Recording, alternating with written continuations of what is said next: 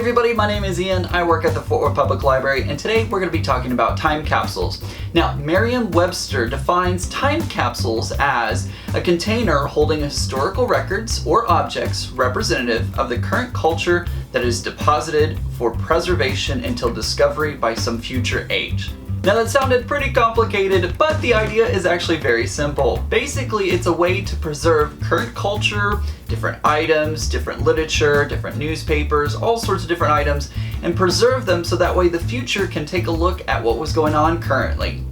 2020 has a lot of current events going on, and this is the perfect opportunity for you to create your own time capsule to not only give your feelings, your opinions, but also preserve that history so that way future generations can take a look at what was going on.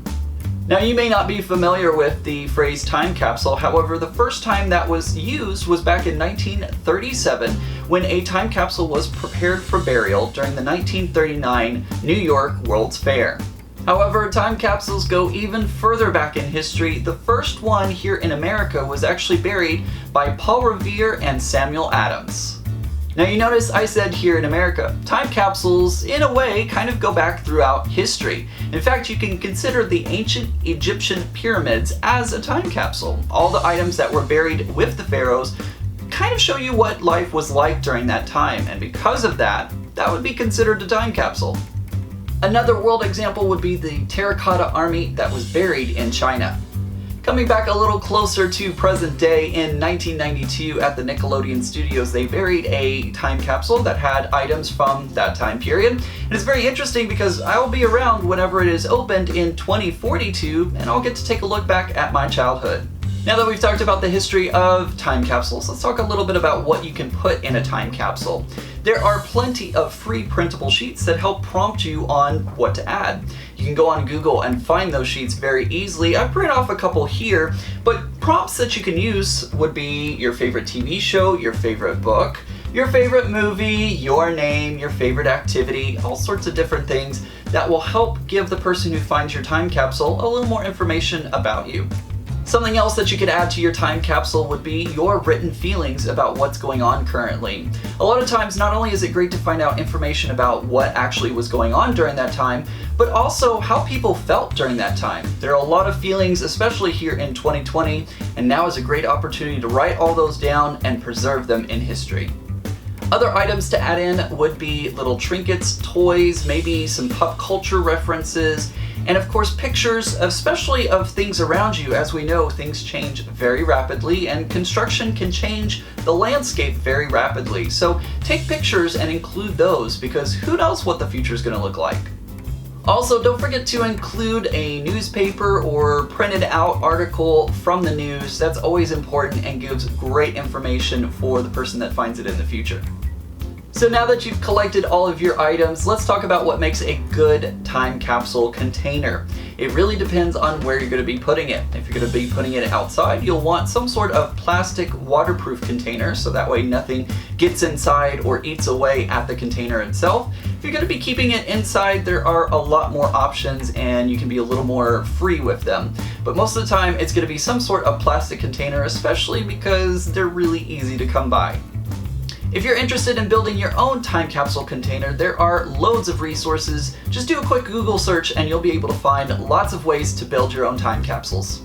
So now that we've talked about what to put inside a time capsule and what type of container to use, let's talk about where to put a time capsule. Time capsules are found all over the place. Some are buried in the ground, some are hidden in buildings. There are a lot of different places that you can put it. Just make sure whenever you're wanting to hide a time capsule somewhere that you talk to your parents first. Get their permission and of course their help. If you want to bury it in the yard somewhere, you can do that. Just again, talk to your parents first.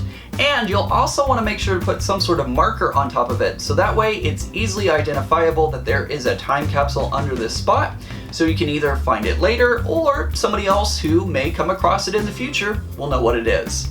You can also put one in the attic. Make sure to talk with your parents and have them do it. That way they know exactly where it is, and maybe in the future somebody else will find it. Another great place to hide a time capsule, especially for littles, is underneath the bed.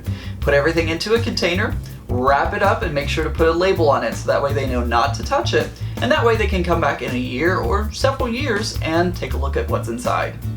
Alright, let's go ahead and build a time capsule. I have a plastic container that's going to be perfect because it's waterproof. The first thing that I'm going to put inside is I've written down some of my feelings and some information about me, so that way the person finding it can get a little picture of my life. I'm going to put it in there. I'm also going to put a little rubbery dinosaur. I think this will be fun for the person who finds it in the future. I'm also going to put a 3D printed skull. I don't know what technology is going to look like in the future, but I know right now 3D printers feel very futuristic, so I'm going to put that inside.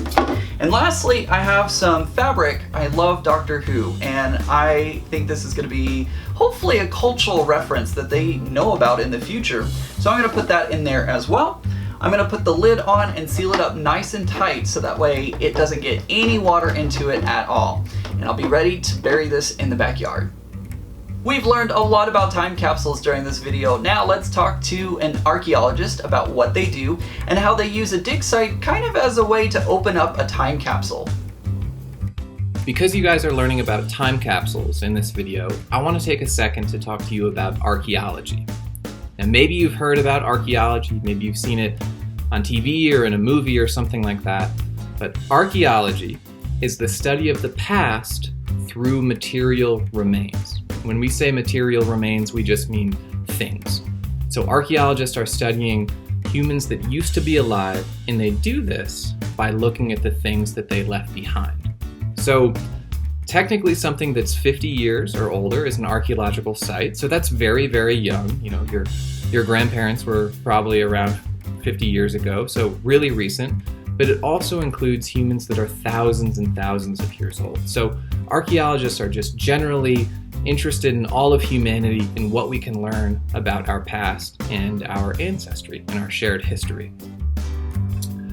One of the primary things that archaeologists use to study the past are called artifacts. Now, an artifact is just any human-made object that has cultural significance. And I say human-made because if it was made by the environment, like a rock or something like that, that's not technically an artifact. Artifacts have to be made by people. But an example of an artifact might be like a stone tool that's very old, or a piece of pottery, or a piece of clothing, something like that. So archaeologists use these artifacts to try to piece together what people's lives might have been like. When lots of these artifacts are found together, that's called an archaeological site. And archaeological sites can be very small and simple, like just a few stone tools found together in a field. That's an archaeological site. Or they can be vast and complex, like a whole ancient city. Either way, an archaeological site is something that we can analyze to learn about the people that lived there or hunted there or occupied it in some way. And the time capsule that you're building is kind of like an archaeological site in and of itself, because you're putting things together that later someone else might find, and then they can learn about your life and the things that you were doing in 2020.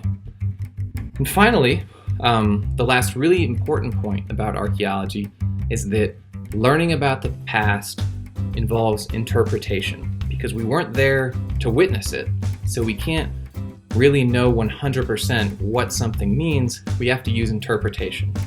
So we take these things that we see in the past and we think about other information that we have. Where were they found? What other evidence is around? Is there a written record that we can kind of match up and see what else we can learn? And then we make an interpretation about what that object might mean about these people's lives. So, all in all, to review, archaeology is the study of the past through material remains. With your time capsule that you're going to be building, you're going to be giving people information about your life. So that's really cool because you're contributing to the archaeological process, but you're doing it before, years and years before it'll ever be discovered, which is very cool. I hope you guys have fun with this project, and I encourage you to learn about archaeology, anthropology, history, anything you can about our shared human history, because it's very, very interesting.